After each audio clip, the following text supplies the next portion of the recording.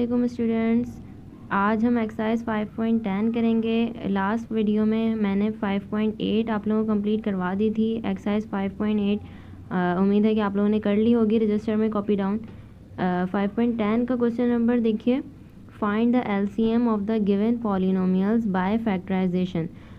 Last exercise में हम क्या फाइंड आउट कर रहे थे? एचसीएफ। एक्सरसाइज 5.8 में हमें एचसीएफ फाइंड आउट करना था, लेकिन एक्सरसाइज 5.10 में हमें क्या फाइंड आउट करना है? LCM of the given polynomials by factorization. कौन सा मेथड बताया हुआ है? फैक्टराइजेशन के मेथड से मुझे एलसीएम फाइंड आउट करना है जो मेरे पास पॉलिनोमियल्स गिवन है। तो चलिए स्टूडेंट क्वेश्चन नंबर 1 देखते हैं। 1 देखिए स्टूडेंट, एलसीएम किस तरह से फाइंड आउट किया है? 5a² x³ y²। पॉलिनोमियल्स मेरे पास गिवन है 15a² x³ y², 16a² x² y³ 12a² x³ y²। तो एलसीएम निकालने का मेथड क्या है? सबसे पहले जो फर्स्ट पॉलिनोमियल मेरे पास गिवन है उसके मैं फैक्टर्स में उसको ब्रेक कर दूंगी। 3 5 15 होता है। 15 का जब एलसीएम लोगे तो क्या आ जाएगा मेरे पास? 3 and 5। a² है मीन्स दैट a 2 टाइम्स लिख दिया, x³ है मीन्स दैट x 3 टाइम्स लिख दिया, y² को 2 टाइम्स करके मैंने ब्रेक करके लिख दिया।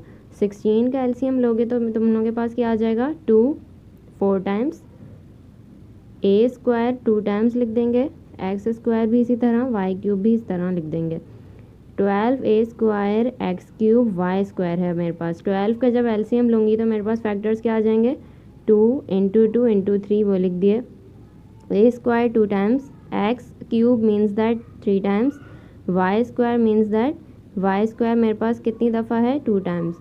मैंने तीनों पॉलिनोमियल्स जो मेरे पास क्वेश्चन में गिवन थे उसको मैंने फैक्टर्स में ब्रेक करके लिख दिया। अब नेक्स्ट स्टेप एलसीएम निकालने का क्या मेथड है? जो भी कॉमन फैक्टर्स आ रहे हैं उनको लिख दीजिए।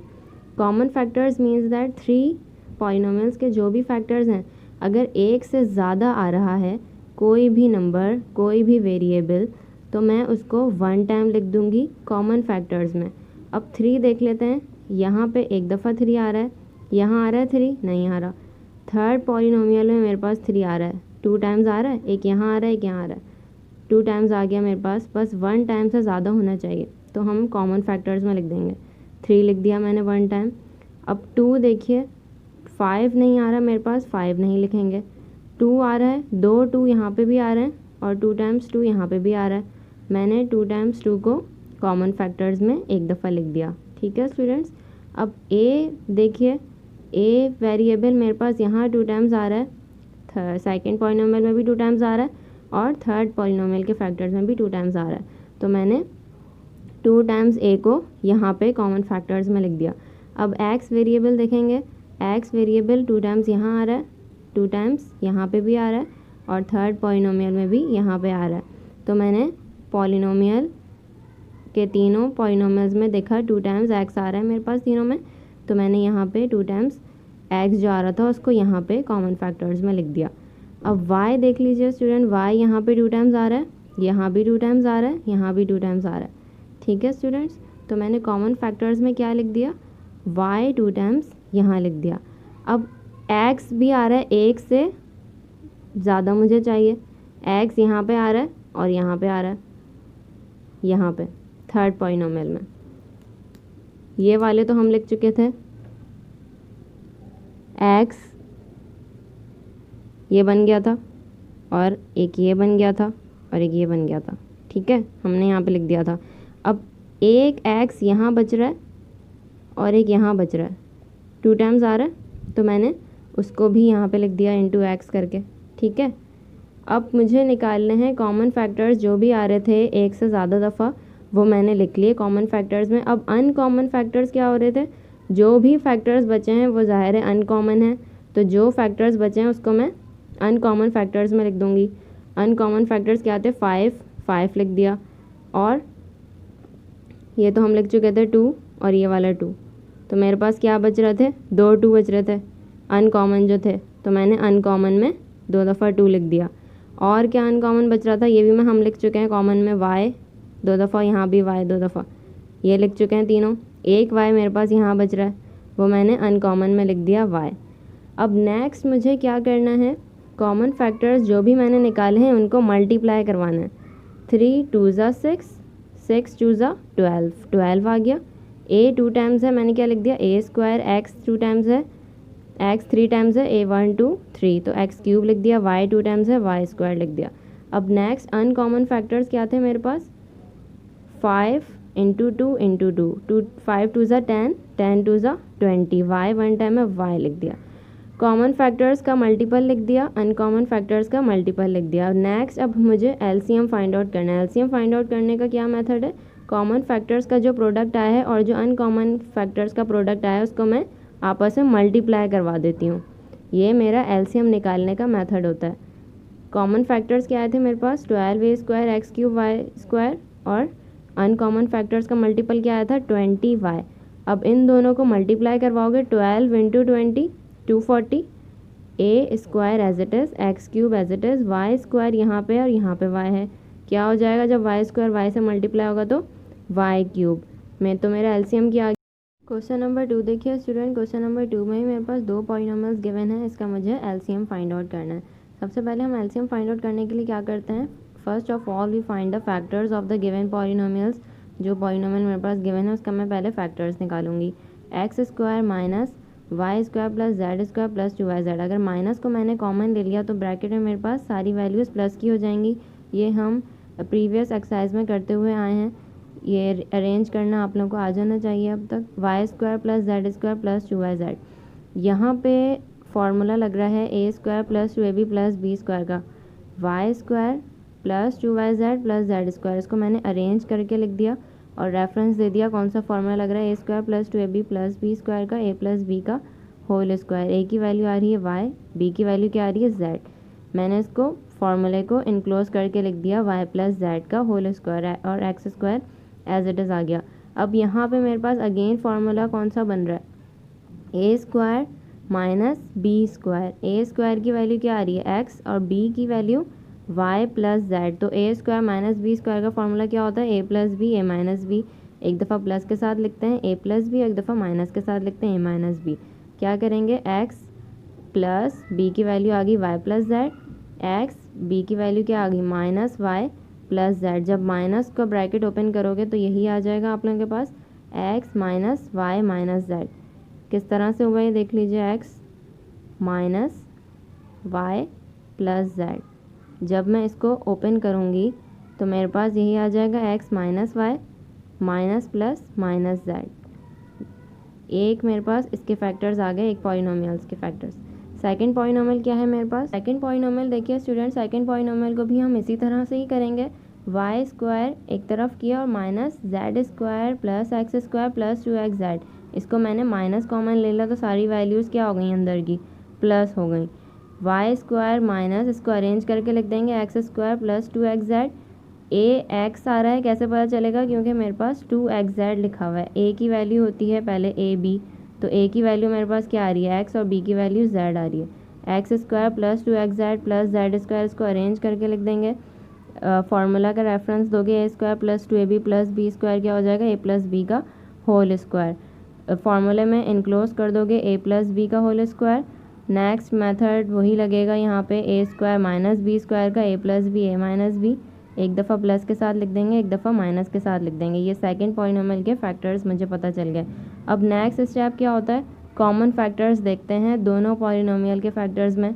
तो दोनों पॉलिनोमियल के फैक्टर्स में कॉमन कौन सा फैक्टर आ रहा है, अगर देखेंगे आप लोग दोनों पॉलिनोमियल के फैक्टर्स, तो उसमें कॉमन क्या आ रहा है मेरे पास, x plus y plus z. ये फैक्टर मेरे पास कॉमन आ रहा है, वो मैंने कॉमन फैक्टर्स में लिख दिया। नेक्स्ट मेरे पास अनकॉमन फैक्टर क्या आ रहा था, x y minus x minus z आ रहा था, और फर्स्ट पॉलिनोमियल के फैक्टर्स में ये वाला आ रहा था। तो जो अनकॉमन आ रहे थे वो मैंने अनकॉमन फैक्टर्स में लिख दिया, और जो कॉमन आ रहा था दोनों पॉलिनोमियल के फैक्टर्स में, वो मैंने कॉमन फैक्टर्स में लिख दिया। नेक्स्ट स्टेप क्या होता है, एलसीएम निकालने का। कॉमन फैक्टर्स और अनकॉमन फैक्टर्स को मल्टीप्लाई करते हैं।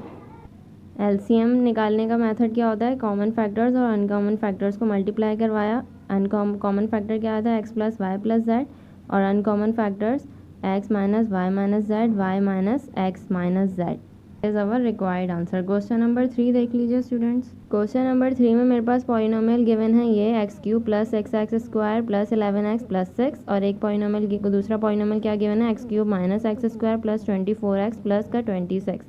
जब चार मेरे पास उसमें आ जाती हैं टर्म्स में वैल्यूज़, तो हम क्या करते हैं, या तो कॉमन वाला मेथड लगा के फैक्टर्स निकालते हैं या फिर रिमाइंडर थ्योरम लगा के फैक्टर्स निकालते हैं। ये मैंने बताया था लास्ट लेक्चर में आप लोगों को। तो यहाँ पे हम कॉमन नहीं निकाल सकते, क्या करेंगे, प्लस 6 को के फैक्टर्स की डिवाइजर्स निकालेंगे रिमाइंडर थ्योरम के ज़रिए। The given polynomial can be factorize by remainder theorem, ये लिख दीजिएगा पहले। फिर क्या करते हैं, next step x³ plus 6x² plus 11x plus 6। Polynomial of x क्या है मेरे पास, दिस। क्या करते हैं, रिमाइंडर थ्योरम में सबसे पहले जो लास्ट नंबर होता है उसके हम डिवाइजर्स देखते हैं, कांस्टेंट जो होता है। The divisors of 6 are plus minus 1 plus minus 2 plus minus 3 plus minus 6। ये मुझे कैसे पता चला कि इसके डिवाइजर्स ये हैं, क्योंकि ये 6 से डिवाइड हो जाते हैं, कंप्लीट डिवाइड हो जाते हैं। 1 से भी डिवाइड हो जाता है, 2 3 ज़ा 6 होता है, 3 2 ज़ा 6 होता है और 6 1 ज़ा 6। 4 के टेबल में 6 नहीं आता, ना ही 5 के टेबल में आता है, तो वो हमारे डिवाइजर्स नहीं हैं 6 के। अब हम क्या करते हैं, नेक्स्ट रिमाइंडर थ्योरम में ऐसा नंबर लेते हैं डिवाइजर्स इन डिवाइजर्स में से जो मैं x की जगह पुट करूं वैल्यू, या तो +1 लूँ या -1 लूँ या +2 लूँ या -2 लूँ। इन डिवाइजर्स में से ऐसा नंबर पिक करूं कि जो मैं x की जगह रखूं तो मेरे पास आंसर 0 आना चाहिए। तो सबसे पहले हम -1 रख के चेक करते हैं कि 0 आ रहा है कि नहीं। -1 रखेंगे, p ऑफ x की जगह -1 रख दिया, जहाँ जहाँ x था वहाँ पे मैंने -1 पुट कर दिया। -1 का क्यूब प्लस 6 -1 का स्क्वायर प्लस 11 -1 प्लस का 6। -1 का जब क्यूब लोगे तो -1 ही आ जाएगा, -1 का स्क्वायर हो जाएगा तो माइनस माइनस प्लस प्लस 6 हो जाएगा, प्लस माइनस माइनस का 11 बन गया ये, और ये प्लस 6 एज इट इज़। अब -11 -1 क्या हो जाएगा, माइनस का 12 प्लस का 6 और प्लस का 6 प्लस का 12 कैंसिल आउट हो रहा है, दैट्स मीन -1 ठीक है हमारा x जो हमने वैल्यू पुट करी है। x का हमने पुट किया था -1, जब -1 उधर जाएगा x के उस साइड, इक्वल्स टू के उस साइड, तो क्या हो जाएगा, -1 x plus 1। x plus 1 is the factor of p of x। एक फैक्टर मुझे पता चल गया p ऑफ x का क्या है, x प्लस 1। अब नेक्स्ट फैक्टर्स निकालने का मेथड क्या होता है, क्या करते हैं रिमाइंडर थ्योरम में, now dividing p of x with x plus 1। जो हमारा p ऑफ x था इसको मैं डिवाइड कराऊंगी x प्लस 1 से। डिवाइड करना आता है आप लोगों को स्टूडेंट, किस तरह से करते हैं, x प्लस 1 को मैंने डिवाइड करा दिया p ऑफ x से, x स्क्वायर से। जब x को मल्टीप्लाई कराऊंगी तो मेरे पास x³ आ जाएगा, x स्क्वायर 1 से ही मल्टीप्लाई होगा तो क्या आ जाएगा, प्लस का x स्क्वायर। डिवीजन में प्लस की साइन माइनस हो जाती है, x³ माइनस का x³ कैंसिल आउट, प्लस का x स्क्वायर और माइनस का x स्क्वायर क्या हो जाएगा, 5 का x square plus 11x plus का 6 एज इट इज़। अब 5x स्क्वायर चाहिए मुझे, तो मैं 5x से जब इसको मल्टीप्लाई कराऊंगी x के साथ तो मेरे पास 5x स्क्वायर आ जाएगा। ठीक है स्टूडेंट्स, क्या आ गया मेरे पास, 5x स्क्वायर प्लस का 5x स्क्वायर, साइन चेंज होगी तो क्या हो जाएगा, माइनस का 5x square cancel out, 5x 1 से मल्टीप्लाई हो जाएगा तो प्लस का 5x 11x। ये आप लोगों को पता है, लाइक वाइज टर्म के नीचे लिखते जाते हैं हम। 11x माइनस का 5x क्या हो जाएगा, 6x और प्लस 6 एज इट इज़। अब 6 से जब हम मल्टीप्लाई कराएंगे तो मेरे पास प्लस का 6x और प्लस का 6 आ जाएगा, जो कैंसिल आउट होके 0 मेरे पास आंसर आ जाएगा। ओके स्टूडेंट, हमने डिवाइड कर लिया। अब मेरे पास फैक्टर्स क्या क्या आ गए, x³ plus 6x square plus 11x plus 6 के x प्लस 1।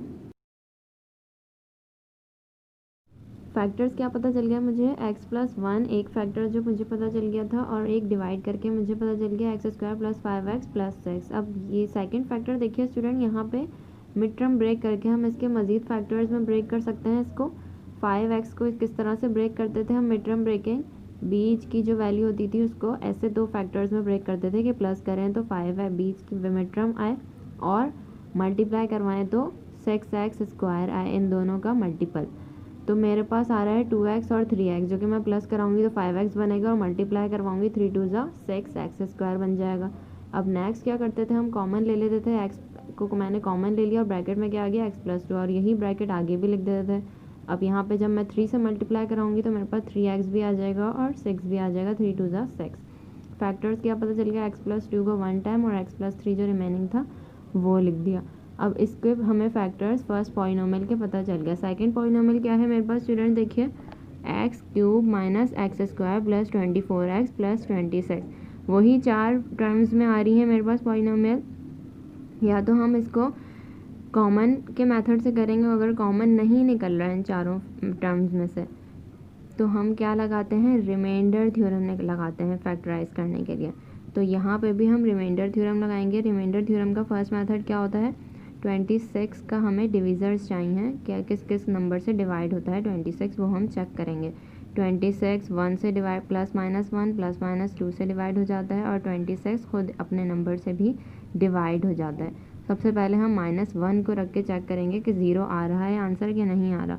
तो आ रहा है, मीन्स दैट मेरा एक फैक्टर क्या है पॉलिनोमियल का, x+1 is the factor of p of x। Next method क्या होता है, डिवाइड करते हैं, जो पॉलिनोमियल पता चल जाता है उससे।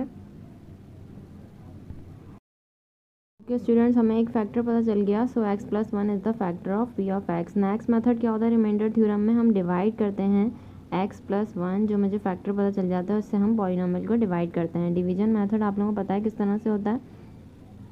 0 आ गया, यहाँ पे आंसर क्या आ रहा है, x² माइनस 2x प्लस का 26। तो मेरे पास दो फैक्टर्स क्या आ गए पॉलिनोमियल के, वो मैंने लिख दिए। x³ minus x² plus 24x plus 26 का फैक्टर क्या आ गया, एक x+1 और एक फैक्टर क्या आ गया, x² माइनस 2x प्लस 26, जो कि डिवाइड करके मुझे पता चला है। नेक्स्ट स्टेप क्या हमने लिखा, कॉमन फैक्टर्स लिख दिए। x+1 कॉमन आ रहा है दोनों पॉलिनोमियल के, सेकेंड पॉलिनोमियल के फैक्टर्स ये हैं और फर्स्ट पॉलिनोमियल के फैक्टर्स क्या थे, x+1 x+2 x+3। तो दोनों फैक्टर्स देखिए दोनों पॉलिनोमियल के, तो इसमें मेरे पास +1 कॉमन आ रहा है, तो हमने क्या लिख दिया कॉमन फैक्टर में, x+1 कॉमन है मेरे पास और अनकॉमन फैक्टर्स क्या हैं, x+2 x+3 and x² minus 2x। देखिए स्टूडेंट, एलसीएम का हमने क्या किया, प्रोडक्ट लिख दिया अनकॉमन फैक्टर्स का और कॉमन फैक्टर।